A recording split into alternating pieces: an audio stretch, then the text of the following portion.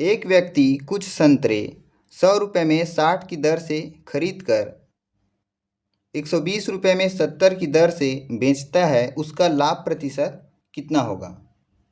जब भी ऐसा प्रश्न आए तो जो वस्तु है खरीदा गया है और बेचा गया है उसका हम लोग लघुत्तम ले लेंगे। तो कितना आ जाएगा, 60 और 70 का लघुत्तम लेंगे तो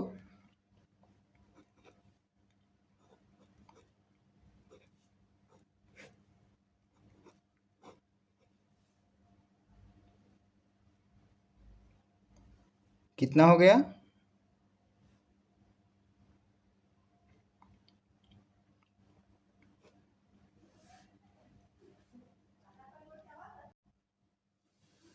इस प्रश्न में बोला गया है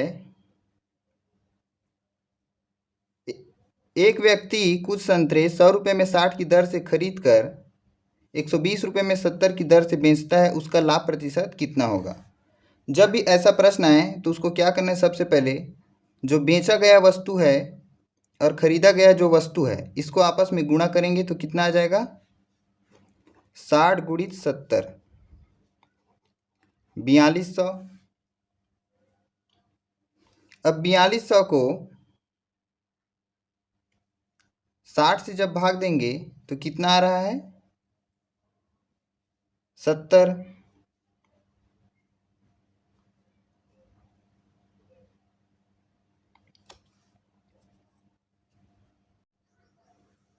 तो क्या हो जाएगा,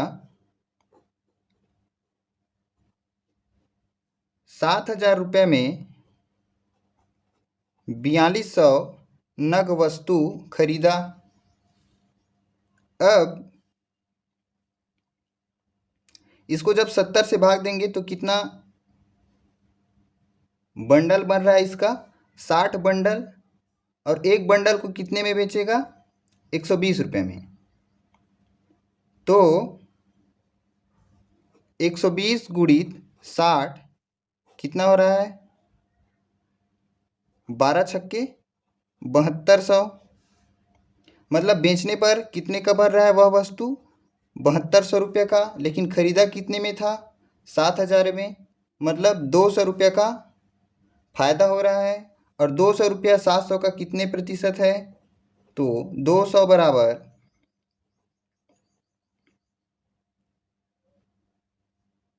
7000 गुणित 100/100।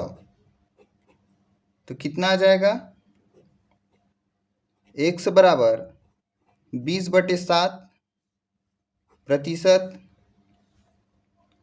तो 7 दूनी 14, 2 सही 6/7 प्रतिशत। यही क्या हो जाएगा, लाभ। तो कौन सा ऑप्शन सही है, ऑप्शन नंबर सी। इस प्रश्न को हम लोग एक सूत्र से भी हल कर सकते हैं। माना कि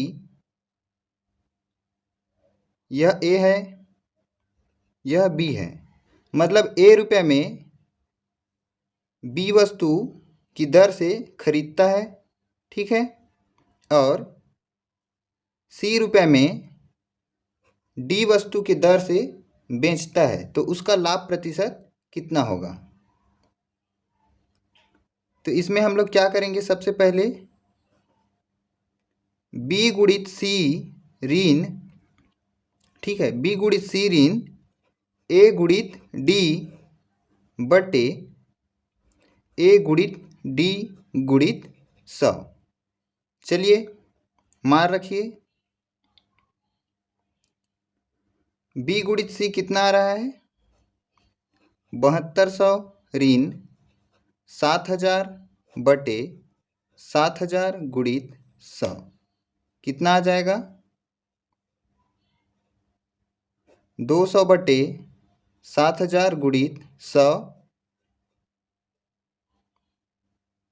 तो कितना आ जाएगा, 20/7 प्रतिशत। ठीक है, तो ऑप्शन नंबर सी इसका सही हल हो जाएगा। इस प्रश्न में बोला है यदि आयत की लंबाई में 20% की वृद्धि तथा चौड़ाई में 20% की कमी कर दी जाए तो नए आयतन के क्षेत्रफल में होगा।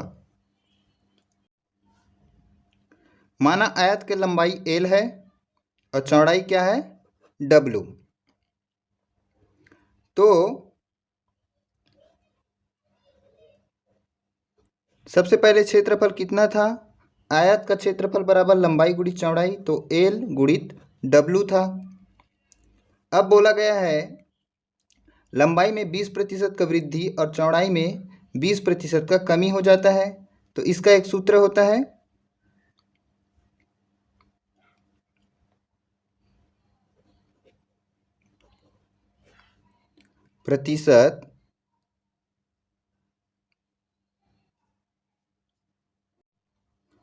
प्रतिशत नहीं, इसको हम लोग लिखेंगे नया क्षेत्रफल बराबर L गुणित W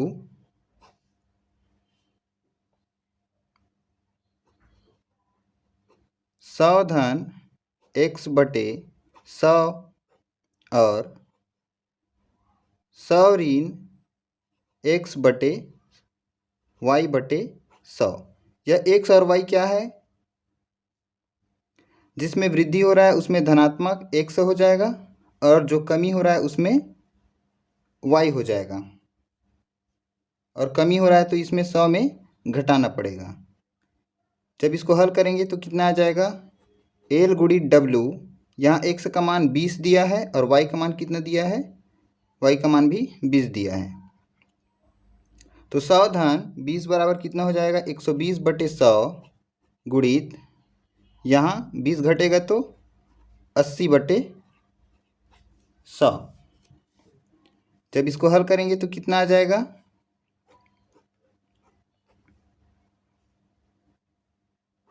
L गुणित W गुणित 12 ठे 96 बटे 100, मतलब LW कितना आ रहा है 96%। नया क्षेत्रफल कितना आ रहा है 96%, और पहला जो क्षेत्रफल वह कितना था, यह पूरा 100% है, तो 100% में 96% जब घटाएंगे तो कितना आ जाएगा,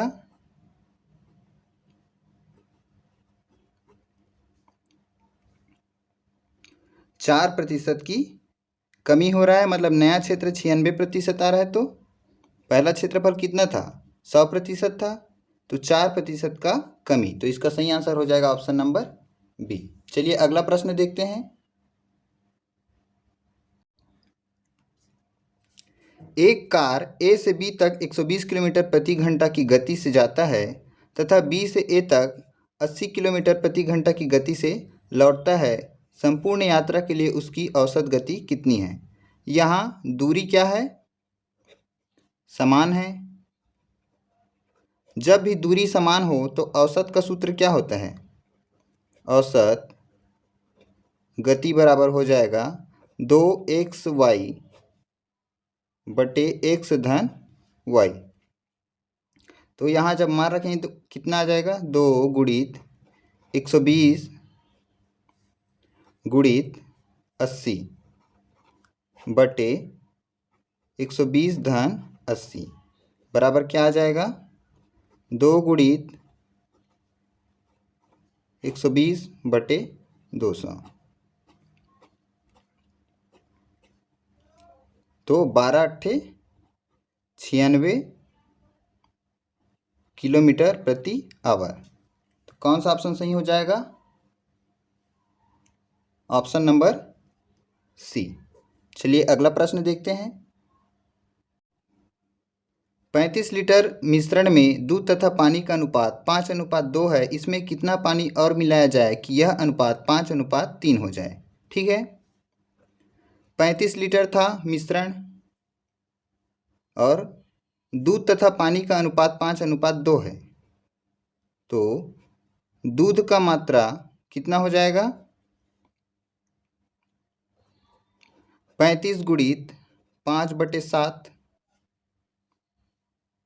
तो 25 लीटर। जब 25 लीटर दूध है तो पानी कितना हो जाएगा, 10 लीटर। अब इसमें कितना पानी मिलाया जाए कि अनुपात 5:3 हो जाए? तो 25/10 बराबर 5/3। पहले इतना था अनुपात, अब इतना हो जाएगा, एक से मिलाएंगे तो कितना हो जाएगा? 5:3। तो चलिए तिर्यक गुणा करते हैं।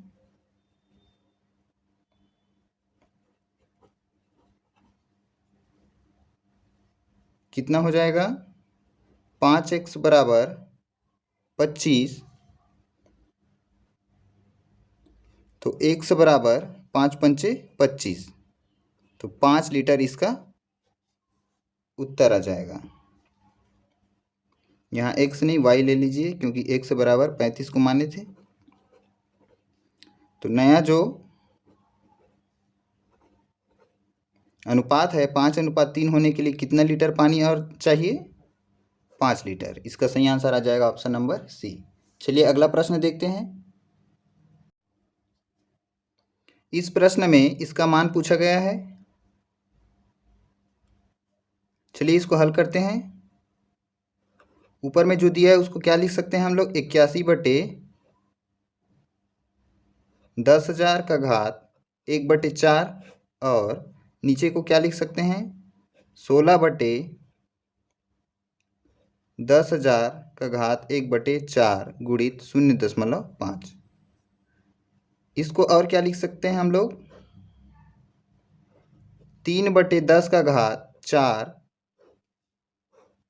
गुणित 1/4 बटे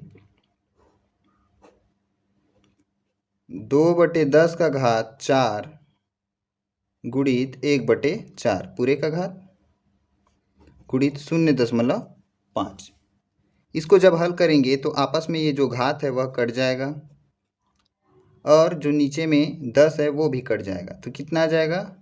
3/2 गुणित 0.5। तो इसका मान हो जाएगा 15/20 बराबर 0.75। तो कौन सा ऑप्शन सही दिख रहा है? Option number B. चलिए अगला क्वेश्चन देखते हैं। इस प्रश्न में बोला है ए की मान की गणना कीजिए। यहाँ देखिए 25 का घात ऋण 3 है, तो 25 को क्या लिख सकते हैं? 5 का घात 2 पूरे का घात ऋण 3 बटे 5 का घात ऋण 6 गुणित 5 का घात 2 बटे, इसको क्या लिख सकते हैं हम लोग? 5/10 का घात 2। जब इसको हल करेंगे तो अंदर गुणा हो जाएगा। 5 का घात ऋण 6 बटे 5 का घात ऋण 6 गुणित 5 का घात 2 बटे 5 का घात 2, और ये ऊपर चला जाएगा 10 का घात 2, तो कितना हो जाएगा? 10 का घात 2। ये आपस में कट जाएंगे, तो कितना आ जाएगा उत्तर? 10 का घात 2। तो ऑप्शन में कौन सा ऑप्शन सही दिख रहा है? Option number D. चलिए अगला क्वेश्चन देखते हैं। चार लड़के पिस्टल से एक साथ गोली दागते हैं। उसके पश्चात प्रत्येक 4, 5, 6 तथा 8 सेकंड के अंतराल में गोली दागते हैं। प्रथम बार एक साथ गोली दागने के पश्चात 3 मिनट में वे एक साथ कितनी बार गोली दागते हैं? यहाँ सेकंड में दिया है, यहाँ 3 मिनट में पूछा है। तो 3 मिनट को पहले सेकंड में परिवर्तित करने के लिए 3 × 60 बराबर कितना हो जाएगा? 118 सेकंड। यह जो अंतराल है इसके अंतर्गत ये तीनों एक साथ और कितनी बार गोली दागेंगे यह पूछा गया है। सबसे पहले इसका लघुत्तम समापवर्त लेंगे तो कितना आ जाएगा? जब भी ऐसा प्रश्न आए तो ऐसे ही पहले उसका लघुत्तम समापवर्त लेना है। 4 एकम 4, 5 का 5, और इसको ऐसे लिख देंगे 4 दूनी 8। अब 2 से जाएगा, 2 तिया 6, 2 एकम 2।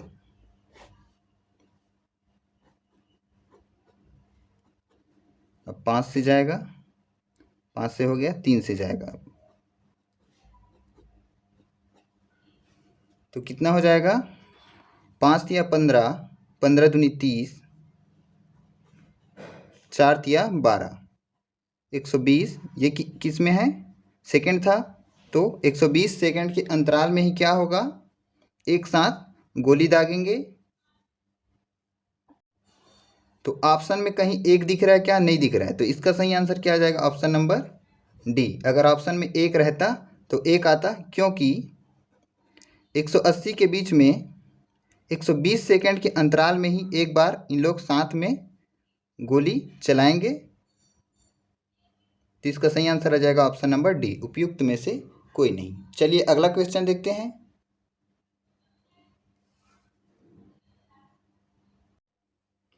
इसमें बोला गया है दो अंकों का लघुत्तम समापवर्त एवं महत्तम समापवर्त इतना और इतना है क्रमशः, और एक अंक इतना है, तो दूसरा अंक क्या होगा?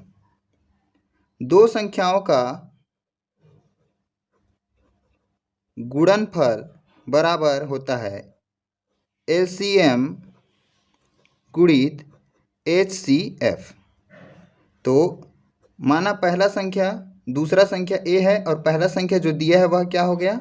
391 बराबर, दोनों दिया है हमें लघुत्तम समापवर्त और महत्तम समापवर्त। तो 5083 गुणित 23, तो a बराबर कितना हो जाएगा? 5083 गुणित 23 बटे 391। तो a बराबर कितना आ जाएगा? 299। तो इसका सही आंसर आ जाएगा ऑप्शन नंबर बी। चलिए अगला क्वेश्चन देखते हैं। इस प्रश्न में बोला गया है 35 विद्यार्थियों की एक कक्षा में विद्यार्थियों की औसत आयु 17 वर्ष है। उस कक्षा में कक्षा के कक्षा शिक्षक तथा विद्यार्थियों की औसत आयु 18 वर्ष है। तो शिक्षक की आयु है। 35 छात्र था, ठीक है। ए क्या है? कुल आयु है। कुल आयु बटे विद्यार्थियों की संख्या बराबर कितना दिया है? 17। तो ए बराबर, ए क्या है? विद्यार्थियों की कुल आयु, तो 17 गुणित 35,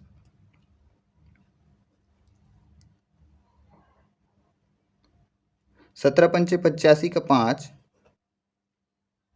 51, ये इतना हो गया। ये हो गया छात्रों का कुल आयु। अब उसमें शिक्षक का भी आयु जब जोड़ते हैं तो उसमें औसत आयु 18 वर्ष आ रहा है, तो उसको बी मान लेते हैं। शिक्षक और विद्यार्थी का कुल आयु कितना है? बी। और अब कितना हो गया? 36 लोग हो गए, 35 विद्यार्थी और एक शिक्षक, बराबर कितना आ रहा है औसत? 18। तो बी बराबर कितना आ जाएगा?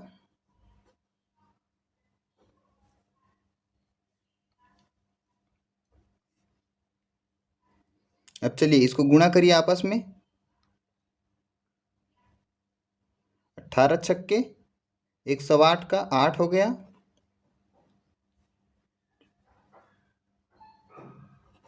इतना आ रहा है। अब इसमें बोला गया है कि शिक्षक की आयु क्या है? तो यह विद्यार्थी का कुल आयु है और यह शिक्षक और विद्यार्थियों का कुल आयु है। तो इसमें अगर हम लोग इसको घटा देंगे, ये समीकरण 1 है, समीकरण 2 है। तो समीकरण 2 में जब समीकरण 1 को घटाएंगे तो जो उत्तर आएगा वही क्या हो जाएगा? शिक्षक का आयु। तो घटाने पर क्या आ रहा है?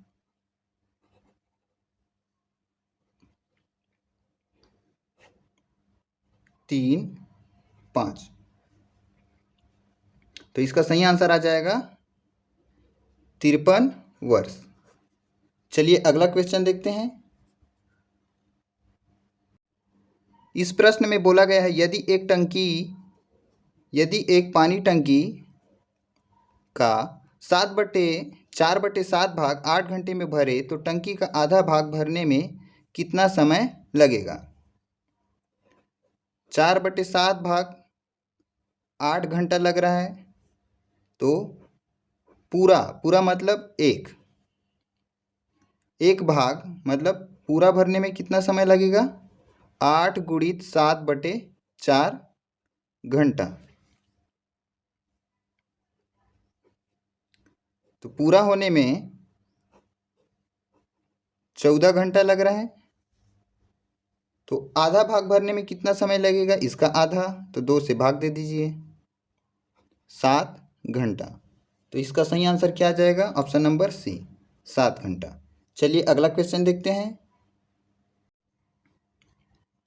यह बहुत ही सिंपल प्रश्न है, इसमें कुछ नहीं करना है, बस जो चिन्ह है उसको ही हम लोग कटाएंगे तो इसका आंसर आ जाएगा। तो चलिए इसको हल करते हैं। इसको जब आपस में गुणा करेंगे तो क्या आ जाएगा, ए सी ऋण ऋण धन हो जाएगा, सी ऋण बी, और नीचे में क्या है, ऋण बाहर लेंगे तो ए धन बी। इस ऋण को हटाएंगे क्योंकि ऑप्शन में कहीं भी बाहर ऋण नहीं दिख रहा है। तो इसमें जब हम लोग ऋण चिन्ह उभयनिष्ठ लेंगे तो क्या आ जाएगा, ऋण ए सी बी ऋण सी बटे ए धन बी, बाहर में ऋण। अब ऋण ऋण आपस में कट जाएगा तो क्या आ जाएगा, ए सी बी ऋण सी बटे ए धन बी। तो कौन सा ऑप्शन ऐसा दिख रहा है, ऑप्शन नंबर सी। तो इसका सही आंसर आ जाएगा ऑप्शन नंबर सी। चलिए अगला क्वेश्चन देखते हैं।